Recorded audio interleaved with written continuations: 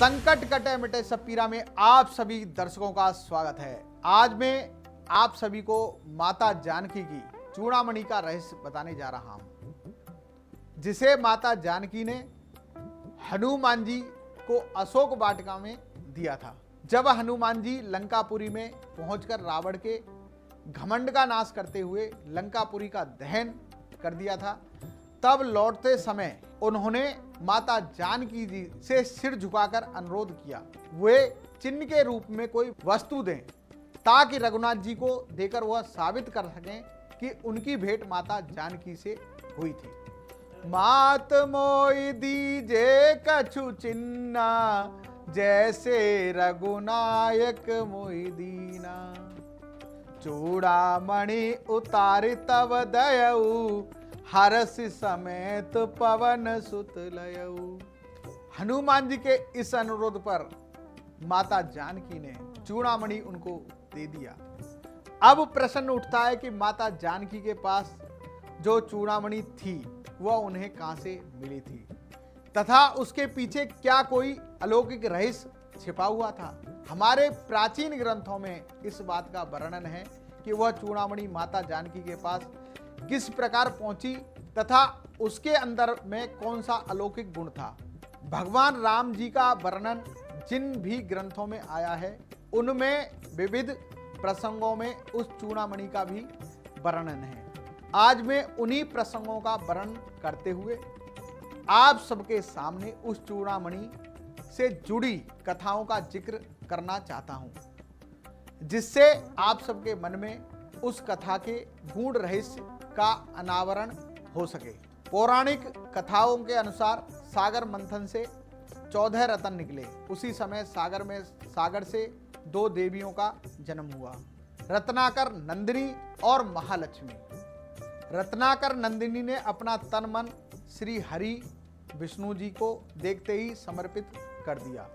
जब उनसे मिलने के लिए आगे बढ़ी तो सागर ने अपनी पुत्री को विश्वकर्मा द्वारा निर्मित दिव्य रत्न जड़ित व अलौकिक गुणों से युक्त चूड़ामणि प्रदान की। इतने में महालक्ष्मी का प्रादुर्भाव हो गया और लक्ष्मी जी ने विष्णु जी को देखा और मन ही मन वरण कर लिया। यह देखकर रत्नाकर नंदिनी मन ही मन अकुलाकर रह गईं। सबके मन में मन की बात जानने वाले श्री हरि रत्नाकर नंदी के पास पहुंचे और धीरे से बोले, मैं तुम्हारा भाव जानता हूं। पृथ्वी को भार निवृत्त करने के लिए जब जब मैं अवतार ग्रहण करूंगा, तब तक तुम मेरी सहाकारिणी शक्ति के रूप में धरती से अवतार लोगी। संपूर्ण रूप से तुम्हें कलयुग में कल की रूप में अंगीकार करूंगा। तपस्या के लिए विदा होते हुए रत्नाकर नंदिनी ने अपने केश पास से चूड़ामणि निकालकर निशानी के तौर पर श्री विष्णु जी को दे दिया। वहीं पर साथ में इंद्रदेव खड़े थे। इंद्र चूड़ामणि पाने के लिए लालायित हो गए। विष्णु जी ने वो चूड़ामणि इंद्रदेव को दे दिया। इंद्रदेव ने उसे इंद्राणी के जूड़े में स्थापित कर दिया। संबासुर नाम का एक असुर हुआ, जिसने स्वर्ग पर चढ़ाई कर दी। इंद्र और सारे देवता युद्ध में उससे हार के छुप गए। कुछ दिन बाद इंद्रदेव अयोध्या के राजा दशरथ के पास पहुंचे सहायता पाने के लिए। इस पर राजा दशरथ कैकेयी के साथ संबासुर से युद्ध करने के लिए स्वर्ग आए और युद्ध में संबासुर दशरथ के हाथों मारा गया।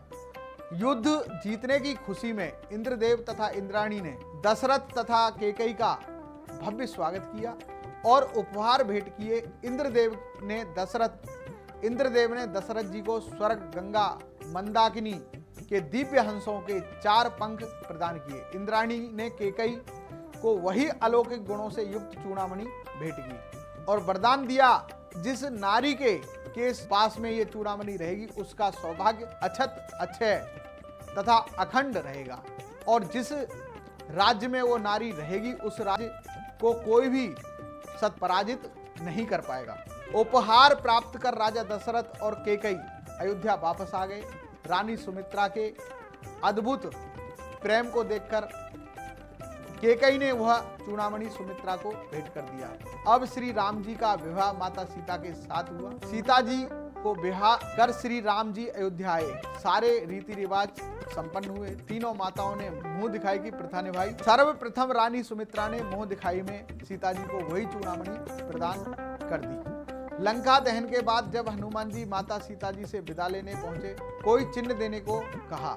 इस पर माता सीता ने वही चूड़ामणि उतारकर हनुमान जी को दे दिया। ऐसा उन्होंने इसलिए किया था क्योंकि वह जानती थी कि अगर वह चूड़ामणि उनके साथ लंका में रह जाएगी तो रावण का विनाश होना संभव नहीं होगा।